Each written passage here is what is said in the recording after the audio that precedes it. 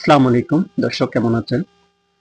দেখেন, দেশ সম্ভবত আবার সংঘাতের দিকে এগিয়ে যাচ্ছে।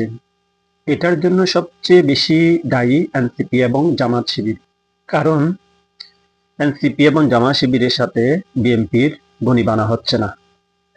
গত 15 দিনে এনসিপি বিএনপির সাথে 15 থেকে 20টা আসনের জন্য 3বার বৈঠক করেছেন।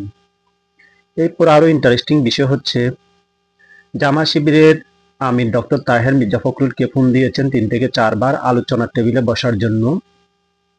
টেবিলে বসার পেছনে যে রহস্য, সেটা হলো 50 থেকে 60টা আসন আদায় করা বিএনপির থেকে। ওই আসনে বিএনপি কোনো প্রার্থী দেবে না। তারা অলরেডি বলেই দিয়েছে বিভিন্ন পত্রপত্রিকায়, তারা বিরোধী দলের আসনে বসতে চায় না, তারা ক্ষমতার অংশীদারিত্ব চায়।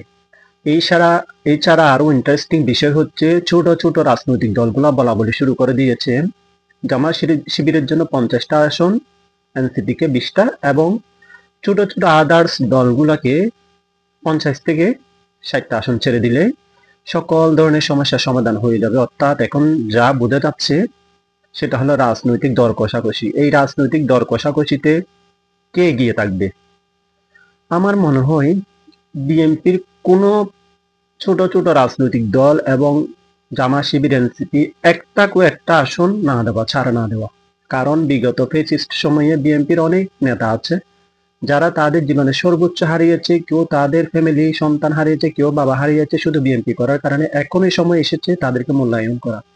আর জামাত শিবির এনসিপি যদি এত ফেভারিট হয়ে থাকে, তারা তো নিজেদেরকে ফেভারিট মনে করে, এত ফেভারিট হয়ে জনপ্রিয় হয়ে থাকে, তারা নিজেদের যোগ্যতায় নির্বাচিত হয়ে ক্ষমতায় আসুক।